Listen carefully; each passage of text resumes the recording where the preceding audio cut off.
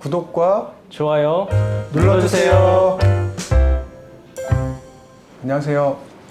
시조사 단행본 편집실의 이훈재 편집장입니다.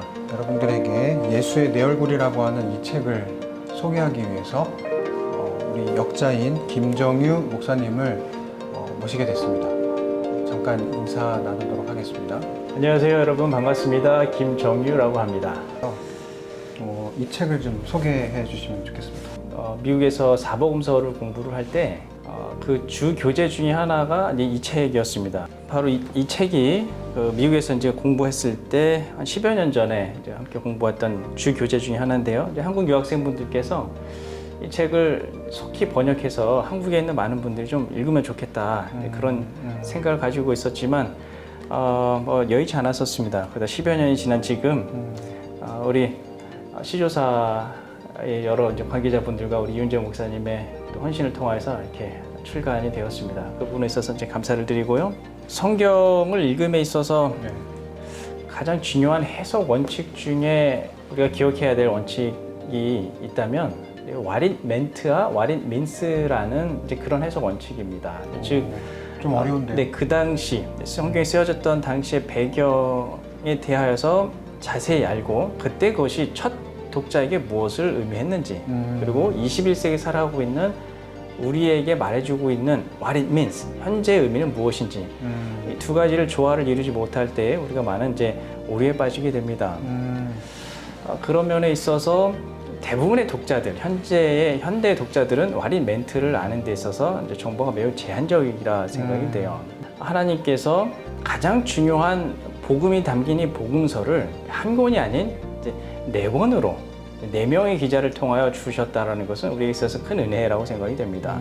그래서 4명의 기자가 자신이 가진 배경, 그리고 자신이 가진 관점, 이제 스펙트럼을 통해서 하나님의 복음을 풀어낸 것이 바로 사복음서의 기본적인 면이라 생각이 됩니다.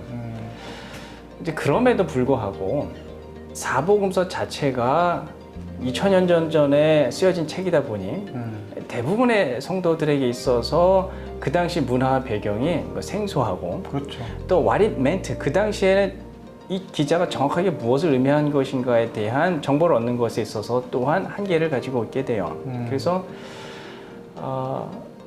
현대 독자들에게 오해를 피하면서 동시에 지금 현재 우리에게 무엇을 말하고 있는지에 대한 그 배경을 자세하게 설명해 준 책이 바로 이 책이라고 생각이 됩니다. 아주 소개가 와닿습니다. 한 가지 이제 덧붙여서 이야기하고 싶은 게 이제 생각이 났어요. 이제 말씀을 듣다 보니까 예를 들면 저희가 큐티, 네. 말씀 묵상을 이제 많이 하지 않습니까? 네네. 그런데 이제 큐티를 하시는 분들의 어떤 정신이나 열심, 그런 것들은 굉장히 좋은데, 한편으로 아까 말씀하셨던 이 성경이 본래 어떤 의미를 가지고 있는지에 대한 부분은 생각보다 이제 지식적으로나 맞아요. 어떤 정보적인 부분에서 적기 때문에 네네. 자기 마음대로 해석하게 되는 경우가 많은 것 같아요. 맞습니다. 네. 근데 그런 균형이 좀 약간 잘 안 되는 경우가 많다고 생각이 들었는데, 네네. 말씀을 듣다 보니까 네.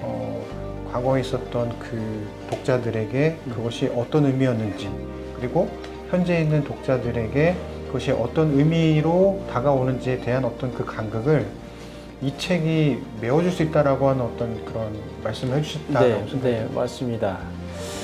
특히나 이제 우리가 마주하는 주된 이설이 이제 비유라는 부분에서 비유. 나오게 됩니다. 네. 이제 요한계시록이나 이런 걸 떠나서 이제 사복음서에서 찾자라고 하면, 왜냐하면 비유가 그 당시에 어떤 배경에서 쓰여졌던 것을 예수님께서 차용하신 것인지, 또 비유라는 것은 말 그대로 이제 비유이기 때문에 이제 그 안에 비사, 또 숨겨진 예수님의 의도가 있으신데, 그것을 자기 마음대로 해석해 버리게 되면 새로운 한 명의 또 교주가 탄생할 수 있는 부분이죠. 그렇죠. 그래서 이제 천주교의 유명한 교부들도 많은 실수를 저질러온 것이 바로 이 비유에 대한 부분입니다. 그래서 알레고리, 즉 나에게 맞도록, 상황에 맞도록 그 모든 비유를 가져다가 적용시키는 것이 아니라 예수께서 어떤 의미로 큰 맥락에서 말씀하셨는지에 대하여 벗어나지 않는 그런 방법, 그런 규범, 가이드라인이 무엇인가에 대한 부분도 이 책에서 다루고 있습니다. 그래서 이 책은 어떻게 보면 뭐 여러 장점이 있겠지만 그런 예수께서 처음 원하신 방법을 제시해주고 가이드라인을 세워주는 것이 또 이 책의 장점이라 생각이 됩니다. 저도 이 책을 읽다 보니까 어떤 생각이 들었냐면 내가 잘못 알고 있었네. 네. 그러니까 이런 것은 원래 본래 네. 이런 뜻이 아닌데 네.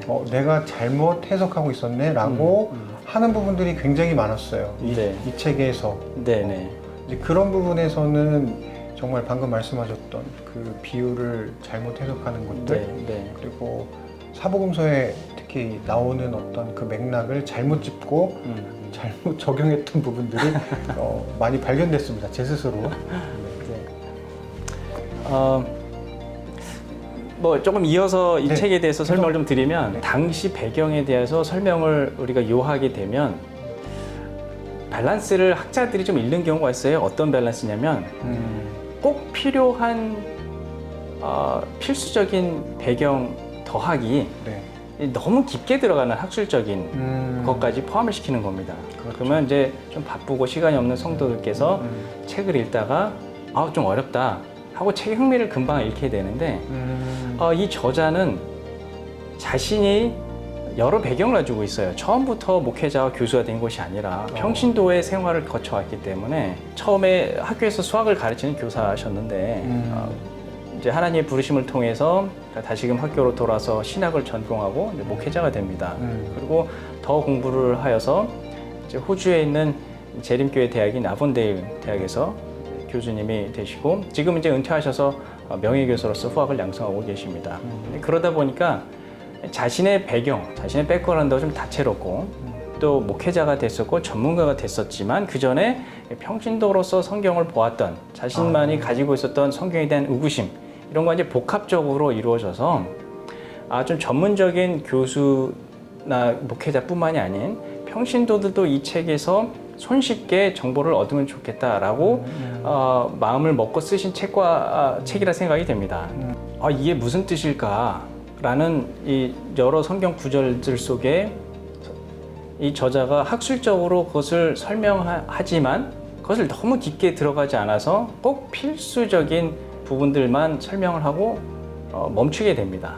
네, 그런 의미에서 목회자들에게 있어서는 금방금방 필요한 지식을 얻음과 동시에 우리 성도들께서는 그 전까지 뭐 설교나 혹은 다른 여타한 책들로부터 얻지 못한 부분을 또 손쉽게 약간의 학술적인 부분을 얻게 되면서 성경에 흥미를 느낄 수 있는 또 장점을 담고 있다고 생각이 됩니다. 400여 페이지에 이르는 책에 한 30개가 넘는 소제목이 있다는 것은 다양하게 다룬과 동시에 짤막하게 다뤘다는 사실입니다. 그래서 평신도 분들께서 평소에 소제목을 보고 내가 의구심을 가졌던, 의문을 가졌던 챕터를 선정해서 짤막하게 읽고 그랬었구나 하고 다음번 챕터로 이렇게 넘어가면서 차근차근 완독해 나갈 수 있는 책도 특징이 있다고 생각이 됩니다. 근데 그런 면에 있어서 평신도 분들에게 있어서 또 추천을 드릴 만하고요. 네. 제가 이제 대학에서 공부할 때 교재로 썼던 것처럼 우리 신학생들에게 있어서도 어떤 사복음서의 교재로서도 사용이 가능하다고 생각이 됩니다.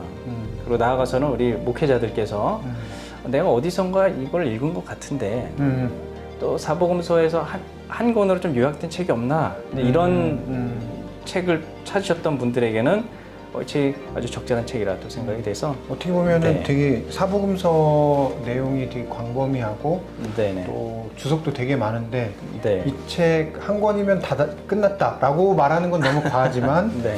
그럼에도 불구하고 이 책이 담고 있는 굉장히 그 함축적이면서도 네네. 광범위하게 다루는 부분들이 네. 뭐 평신도나 목회자들 다양한 층에 네. 도움이 될 수 있다라고 볼 수 있겠네요. 네.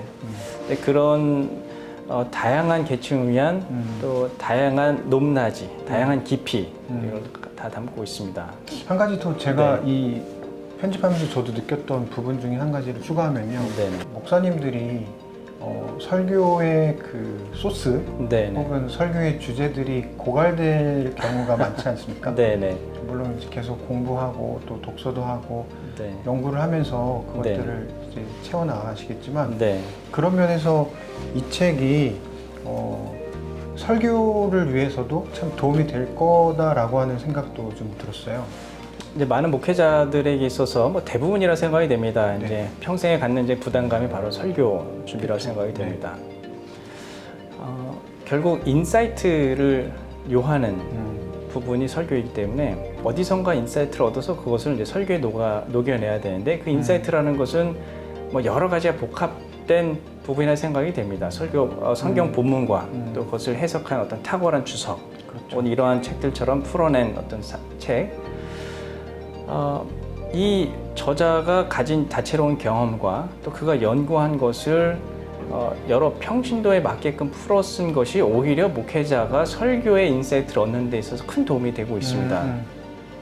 평신도들이 이런 부분을 궁금하였구나 라는 것을 알게 되면 자연스러운 인사이트가 되죠. 그래서 그렇죠.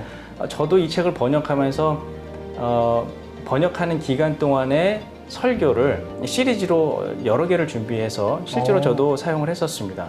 그래서 인사이트를 얻어서 번역함과 동시에 그것을 설교화시켜서 저도 저희 교회에서 설교로 몇 시리즈를 했었기 때문에 적어도 이 책을 사서 설교용으로만 봐도 목회자들에게서 상당히 도움이 되리라 생각이 됩니다. 정리하면 네. 평신도들은 개인 성경 공부로도 아주 유익하고 네. 목회자들은 설교를 준비하는 데 있어서도 네. 확실히 이제 도움이 되고 또 네. 아까 추가로 그 성경을 이제 신학을 전공하는 그런 전공자들에게도 네. 어떤 도움이 될 수 있는 그야말로 삼박자를 다 갖춘 책이라고 제가 지금 이 책을 홍보하는 입장이라서 이렇게 말씀드리는 게 아니라 정말 네. 좋은 책이라고 생각이 듭니다. 우리가 성경을 읽음에 있어서 가장 중요한 목적을 꼽자라고 하면 네. 바로 예수님을 만나는 것이라 생각이 됩니다. 근데 그보다 더 큰 목적은 없다고 생각을 하죠. 그렇죠. 그게 가장 중요하죠. 그래서 2000년 전에 쓰여진 이 책 속에서 예수님을 만나는 것이 가장 중요한 우리의 자세라 생각이 되고요.